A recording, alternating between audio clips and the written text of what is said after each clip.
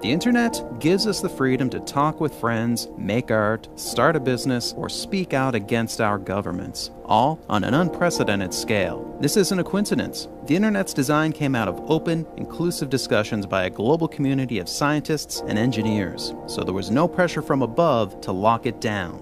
But now, a government-controlled international body is making a play to become the new place where the internet's future gets decided. It's called the International Telecommunication Union, or ITU, and in December, the world's governments will meet to decide whether to expand its mandate to making important decisions about the net. The ITU could pose a risk to freedom of expression online everywhere. Here's why. First, the basics. Nobody owns the internet. It's a collection of independent networks around the world. Anybody can build one. The common standards on which the internet was built grew out of open, online discussions, not on the priorities of a particular government or company. But now, let's meet the ITU. First, the ITU is old. Really old. Not CDs old, not rotary phone old, telegraph old. As in Morse code. When founded in 1865, it was called the International Telegraph Union. Unlike the internet, the ITU was not built on open discussions among scientists and engineers. Instead, only governments have a vote at the ITU, and these votes take place behind closed doors. If governments succeed in giving the ITU more power to make decisions about the internet, we get an old-school, top-down, government-centric organization, replacing the open, bottom-up governance that made the internet so world-changing. And that's just the beginning of our problems. The ITU is not transparent. The ITU's draft proposals aren't public, and its one country, one vote model gives governments all the power. They get to make decisions about our internet without us even knowing what they're discussing, and then tell us once the decision is made. What kinds of decisions will be considered at the ITU meeting this December? Well, here are some actual proposals that have leaked. Cutting off internet access for a number of broadly defined reasons, violating international human rights norms.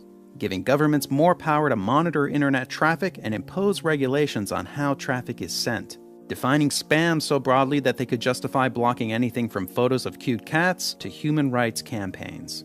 And new rules to charge online content providers to reach users, which could mean less content going to the developing world and blocking sites that don't pay up. But the really scary part, the countries pushing hardest for ITU control are the same countries that aggressively censor the internet. In Russia, making a YouTube video against the government can get you 2 years in jail. In China, you can't even get to most social media websites. And Iran is trying to build its own national internet and email network to keep the entire population under its control.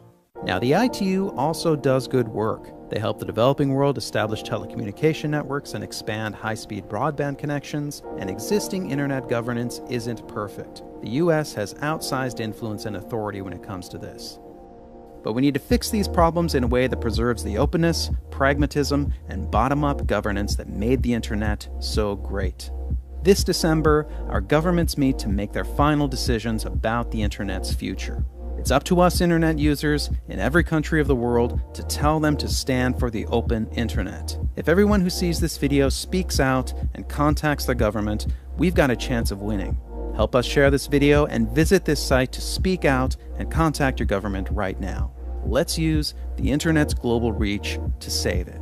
Tell your leaders to oppose handing over key decisions about the internet to the ITU.